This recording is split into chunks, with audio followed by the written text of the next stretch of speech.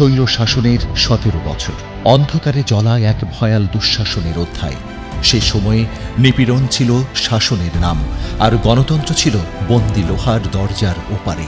সেই ১৭ বছরে বাংলাদেশ প্রত্যক্ষ করেছে ইতিহাসের এক বর্বরতম দমন পীড়নের সময়কাল, যেখানে হত্যা, গুম, হামলা, মামলা, গ্রেফতার, কারাবরণ সবই ছিল প্রতিদিনের বাস্তবতা। বিএনপির নেতাকর্মীরা সহ অনেকে একের পর এক এই অমানবিক নির্যাতনের শিকার হয়েছেন। দেশনেত্রী বেগম খালেদা জিয়া, যিনি বাংলাদেশের গণতন্ত্রের প্রতীক, তাঁকে ঘিরেই হয়েছিল ক্ষমতার অহংকারে দাপিয়ে বেড়ানো এক স্বৈরাচারী যুগের সূচনা।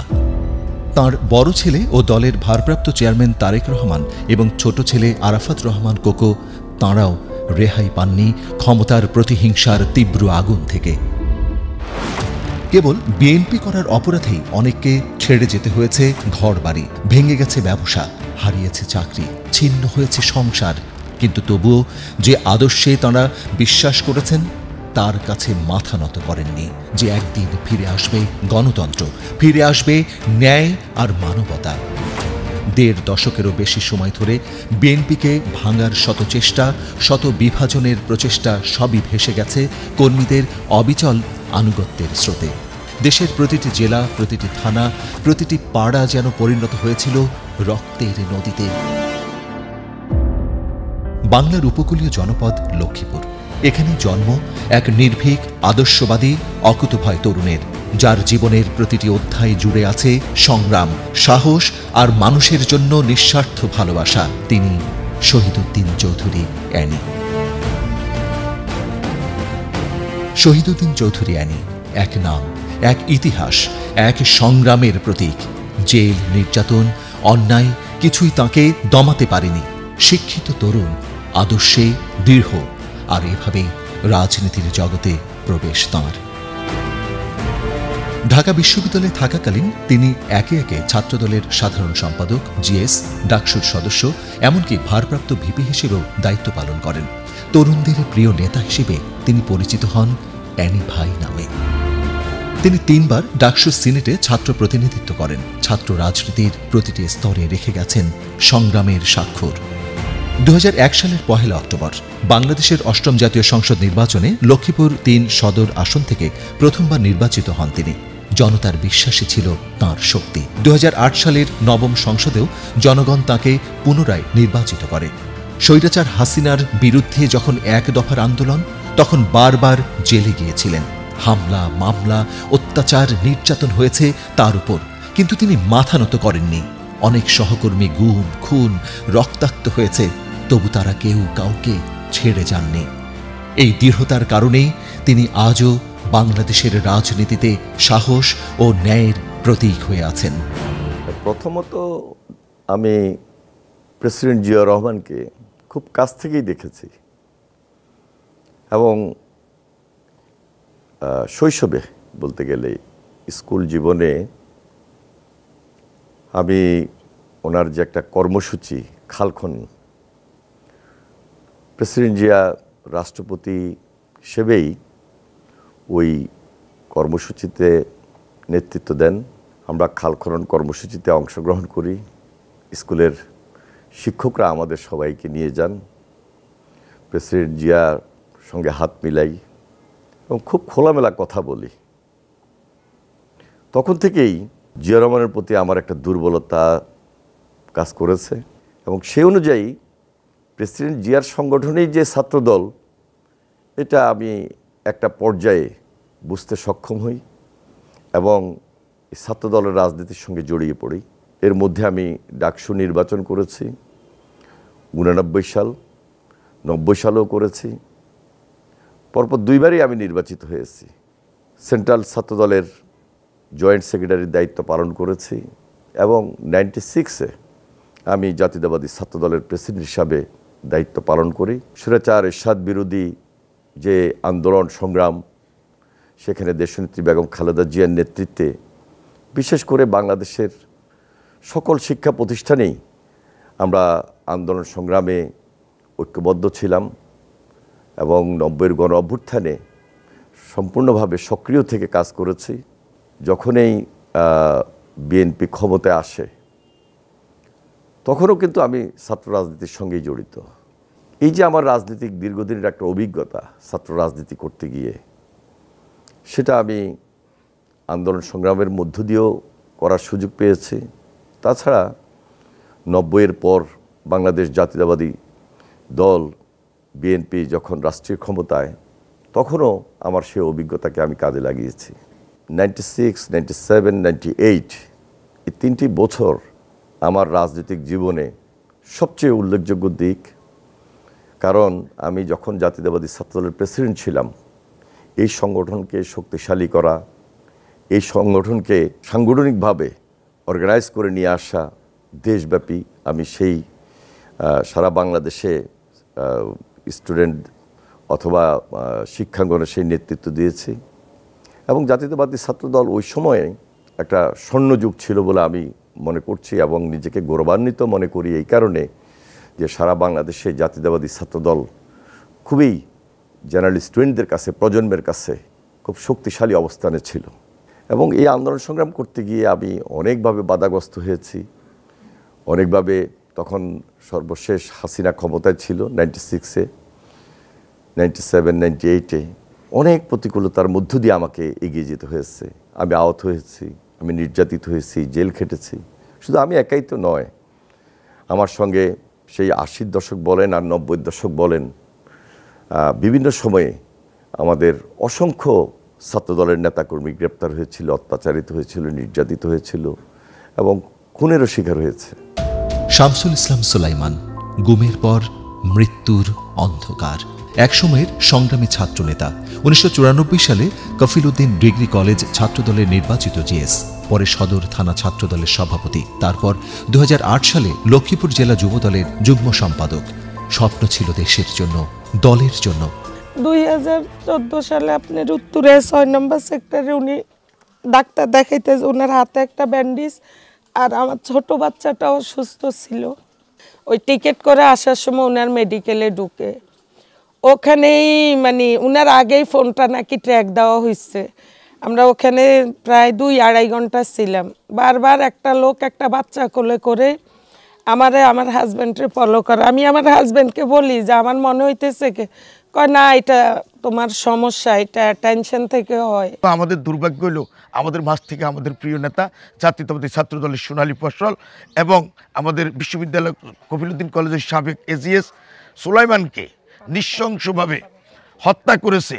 যে সারা ছাত্রদলের দীর্ঘ সময় দায়িত্ব পালন করেছিলেন, তাকে এইভাবে হত্যা করেছে। আমরা বিচার চাই। একটা ব্রিজ আছে ওই হসপিটাল থেকে বের হইলে, কালভেটের মতো ব্রিজ, আপনার ওইটা পার হই, ওইটার উপরে থাকতে যায় আপনার 5-6টা ছেলে রিক্সাটা ধরে বলল যে উনার নাম কি। আমি বলছি উনার নাম রাশেদ। কিছুটা দূর যাওয়ার পর, বেশি না অল্প একটু, ধরেন 2 মিনিটের রাস্তা, এই ধর কই দাঁড়া করাই আপনার রিক্সাটা আটকাইলো। রিক্সাটা আটকাই উনারে এইভাবে, বাচ্চাটা উনার কোলে, এইভাবে ধৈরাই উনারে নামাই ফেললো। আমার হাজব্যান্ড বলতেছে আমি মারা গেলে মারা যাই, কিন্তু তুমি মারা যাইও না, তুমি বাঁচলে আমার বাচ্চাগুলা বাঁচবে। 1,20,00,000 লাখ এই টাকাটা দিয়ে আমি কিন্তু বারবার চাইছি যে আমার হাজব্যান্ড ফিরিয়ে আসো।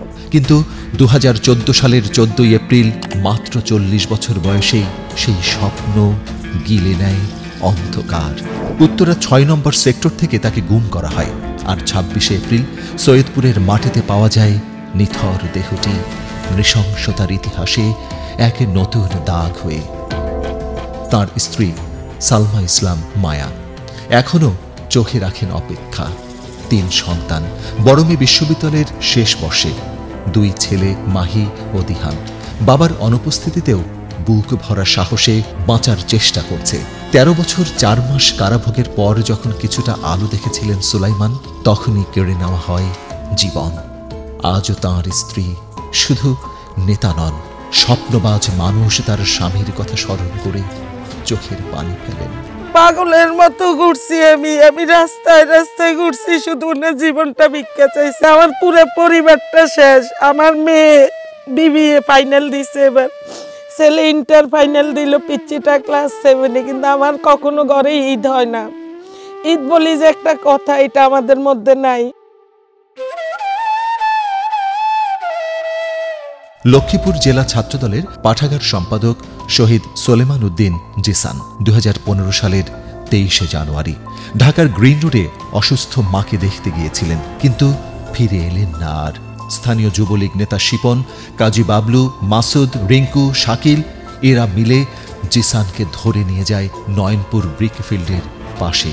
উপজেলা চেয়ারম্যান সালাউদ্দিন টিপুর পরিকল্পনায় শেখ হাসিনার কথিত 400 কোটি টাকার পিয়ন জাহাঙ্গীরের নির্দেশে তার ভাগিনা শিপন প্রকাশ্যে দল বল সহ সেখানে তাকে নির্মমভাবে হত্যা করে। জিসান শুধু আমাদের পরিবারের নয়, পুরো এলাকার গর্ব ছিল। ওর হাসি এখনো অনেকের কানে বাজে।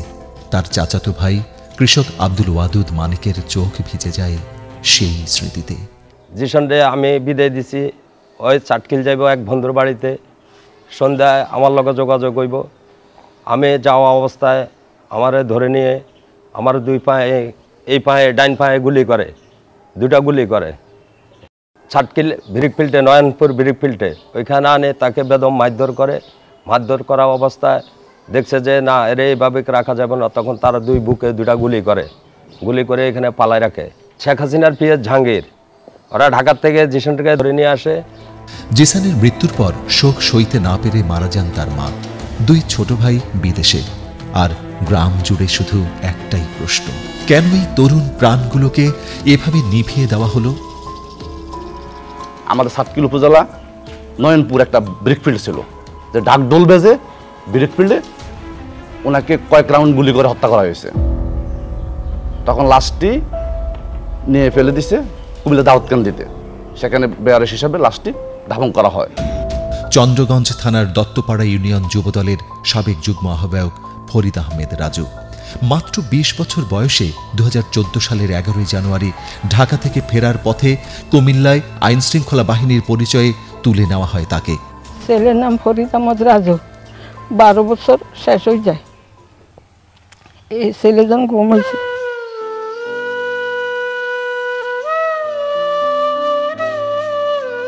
রাতে 3টা বাজে কাদির ড্রাইভারে ফোন করে কইছে ছেলেরে রেফে নিয়ে গেছে।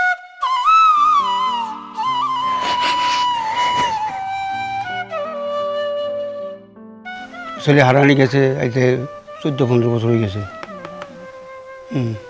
14 মানে র্যাব শুনেছি, র্যাব হলে আমরা তো নিখোঁজ আসলে আমরা জানি না, কিন্তু লই গেছে র্যাবের ক্ষমতার জন্য লই গেছে উঠে। ছেলে বিলের জন্য আসে, ওই বিএমপি করতো, ওইখান থেকে মানে 1-2 জন লই গেছে। 2 দিন পরে খবর পাইছি ছেলে লই গেছে র্যাবে। তারপর থেকে নেই কোনো খোঁজ, কোনো খবর, আছে শুধু দীর্ঘশ্বাস। আমার ভাই রাজুকে 14 সালের জানুয়ারি মাসের 11 তারিখ রাতে যখন সে ঢাকা থেকে রওনা দিয়েছে, কুমিল্লা থেকে হাইওয়েলের মাঝখান থেকে তাকে গুম করা হয়।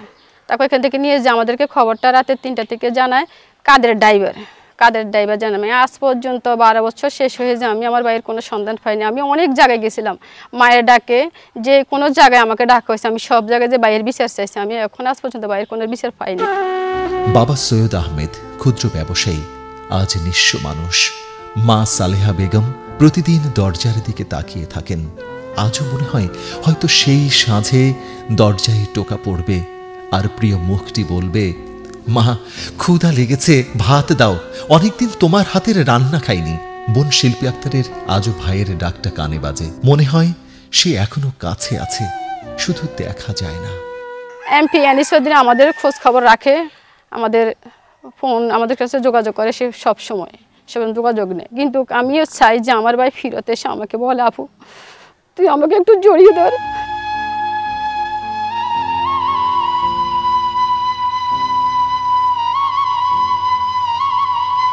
রাজুর সঙ্গেই সেদিন গুম হন পিকআপ চালক আলমগীর হোসেন মোল্লা, একজন সাধারণ শ্রমজীবী মানুষ, কিন্তু তার পরিবার আজও অপেক্ষায়। স্ত্রী, 2 মেয়ে, 1 ছেলে এবং বৃদ্ধা মা প্রতিদিন মনে করেন আজ বুঝি ফিরে আসবে আলমগীর। আমি মা বৃদ্ধ অবস্থা, কিন্তু ছেলে ভাই না, আমার বুক খালি। উনি শুধু বিএমপি করতো, ওনার কোনো অপরাধ নাই, সুখ শান্তি মতে আসছিল। উনি পিকআপ চালাইতো, কিন্তু কোনারে অপরাধ বুঝি নিয়ে গেছে, আমার আইসব ফিরত দেয় না। যখন তিনি হারিয়ে যান ছেলে সিয়ামের বয়স ছিল মাত্র 17 মাস। আজ সিয়াম কিশোর হয়েছে, কিন্তু জানে না বাবার মুখ কেমন ছিল। আমার বাবার কোনো অপরাধ নাই, আমি বাবা বলে ডাকতে পারি না। সবাই বাবা বলে ডাকতে পারে, আমি কিন্তু আমার বাবাকে ডাকতে।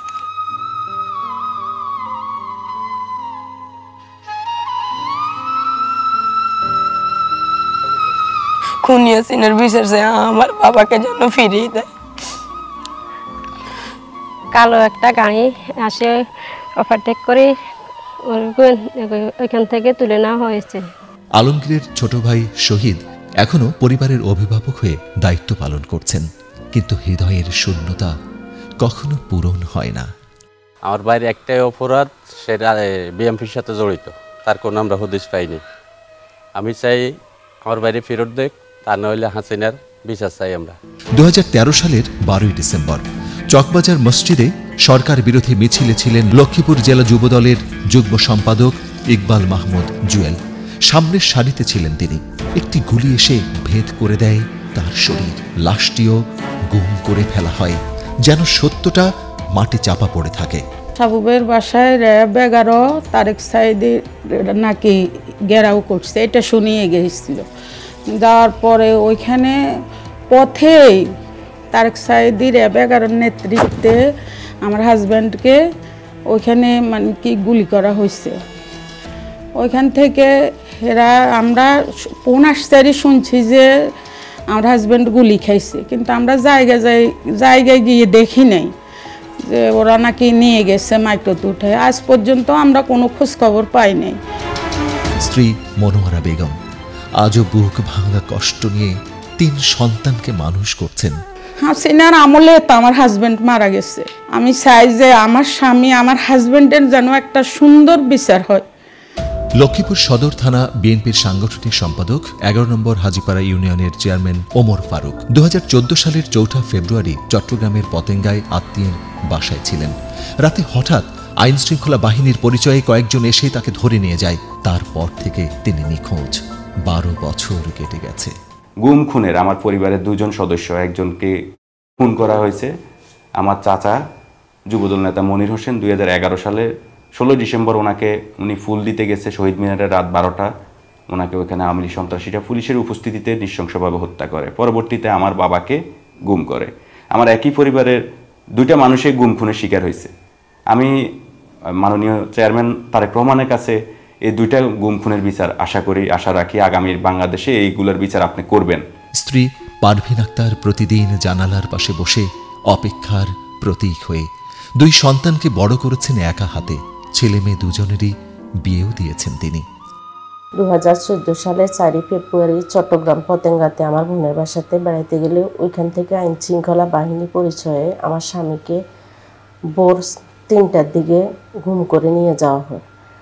আজকে 12 বছর আমি আমার স্বামীর সন্ধান পাইনি, এবং আমার ছেলে মেয়েকেও হুমকি দিত, ফোনে উঠাই নিয়ে যাবে, মারি ফেলবে। আমার মেয়ের পড়ালেখা বন্ধ হয়ে গেছে, মেয়েরে তাড়াতাড়ি বিয়ে দিতে হয়েছে, ছেলেকে গুম করা হয়েছে।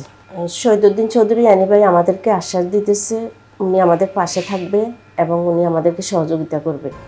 সুলাইমান, জিসান, রাজু, আলমগীর, জুয়েল, ওমর ফারুক এমন অসংখ্য নাম বাংলাদেশের ইতিহাসের এক মর্মান্তিক অধ্যায়ের নাম।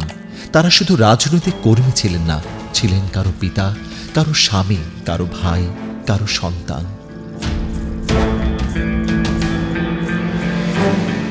আজ তাদের পরিবারগুলো বেঁচে আছে শুধু স্মৃতির ভরসায় আর অজানার পথে ছুটে চলা ন্যায় বিচারের আশায়।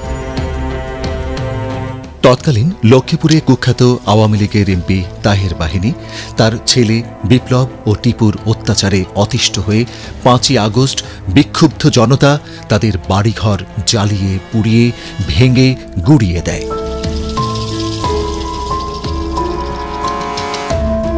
অত্যাচার নির্যাতনের মাত্রা ছিল খুব ব্যাপক, এবং আমার লক্ষ্মীপুরে আমাদের অনেক নেতাকর্মী গুম খুনের শিকার হয়েছে। 17 বছর এই অত্যাচার নির্যাতনের কথা বলে শেষ করা যাবে না। বাংলাদেশে যদি 2-3টা জেলায় সবচেয়ে বেশি অত্যাচার নির্যাতন হয়েছে, সেটা হলো আমার লক্ষ্মীপুর একটা। আমি নাম বলে শেষ করতে পারবো না।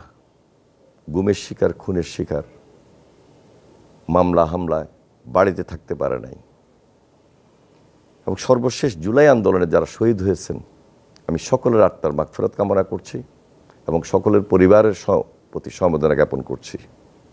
আমরা আমাদের অবস্থান থেকে, এই বিরোধী দলের থেকে এখন পর্যন্ত তাদের পাশে আছি, সেই পরিবারগুলোর পাশে আছি, খোঁজখবর নিচ্ছি, খোঁজখবর রাখছি।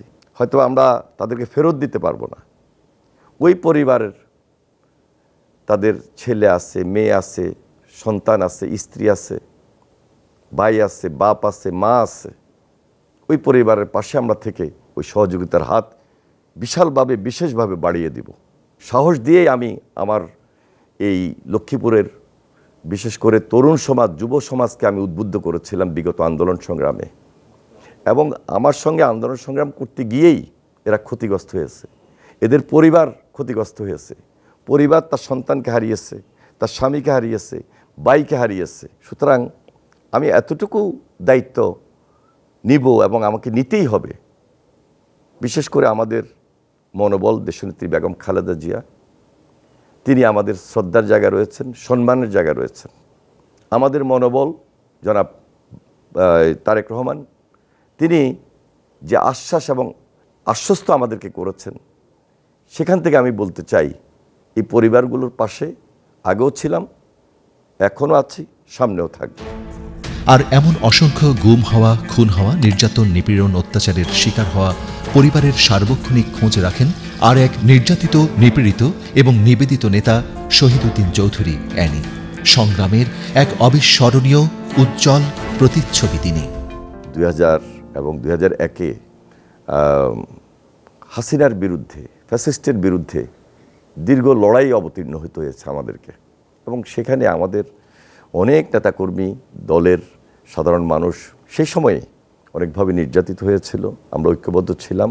পরবর্তীতে 2001-এ দল আমাকে লক্ষ্মীপুরে মনোনয়ন দেয় এবং আমি সেই নির্বাচনে অংশগ্রহণ করি, এবং সেই নির্বাচনে আমি দলীয় প্রতীক দানের শীষ নিয়েই নির্বাচিত হই।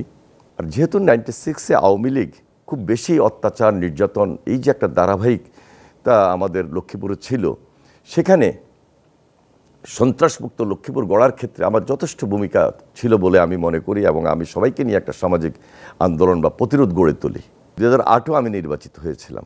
তখন কিন্তু সারা বাংলাদেশে একটা স্রোতের বিপরীতেই আমাকে নির্বাচিত হতে হয়েছে। পরবর্তীতে এই যে লাস্ট যে 17 বছর, এই 17 বছর তো বলে শেষ করা যাবে না। আমাদের অনেক নেতাকর্মী গুমের শিকার হয়েছে, খুনের শিকার হয়েছে, এবং এত বেশি মামলা হামলায় আমরা অত্যাচারিত ছিলাম, আমাদেরকে বাসা বাড়িতে থাকার কোনো সুযোগ ছিল না। পালিয়ে পালিয়ে সেদিন অনেক সমাবেশ করেছি, প্রতিবাদ মিছিল করেছি, মানববন্ধন করেছি, আমরা পথসভা করেছি, আমরা এমন কোনো কর্মসূচি ছিল না, ঢাকায় মহাসমাবেশ করেছি, জনসভা করেছি। সবাইকে একত্রিত করার মধ্য দিয়েই সর্বশেষ এদেশের ছাত্ররা এই যে জুলাই আন্দোলন যেটা হলো, সেখানে কোটা আন্দোলন এবং মেধাবী ছাত্রদের নেতৃত্বে মেধার যে আন্দোলন, সে আন্দোলনে সবাই আমরা একত্রিত হয়ে পড়ি। ভারপ্রাপ্ত চেয়ারম্যান জনাব তারেক রহমানের নিজস্ব আলোচনা ছিল, তার পরামর্শ ছিল, তার দিক নির্দেশনা ছিল, সব কিছু মিলে আমরা যখন ঐক্যবদ্ধ হই, এর মধ্যে দরপাকড় বেড়ে যায়, এর মধ্যে অত্যাচার, নির্যাতন বেড়ে যায়। আমরা অনেকে গ্রেপ্তার হয়েছি, এবং সেই গ্রেপ্তার শুধু আমি একাই হই নাই, যারা জুলাই আন্দোলনে নেতৃত্ব দিয়েছিল তারাও গ্রেপ্তার হয়েছিল, সাধারণ ছাত্ররা গ্রেপ্তার হয়েছিল, সাধারণ মানুষ গ্রেপ্তার হয়েছে, নারী পুরুষ সাধারণ দেশব্যাপী। যখন গ্রেপ্তারের হার বাড়তে থাকে, একটা পর্যায়ে আন্দোলন আরও বেগবান হয়, তীব্র হয়, এবং সেই তীব্রতার মধ্য দিয়ে আপনারা দেখেছেন, জাতি দেখেছে, শেষ পর্যন্ত শেখ হাসিনা পালিয়ে যেতে বাধ্য হয়। ওই সময় আমরা অনেকেই জেলে ছিলাম।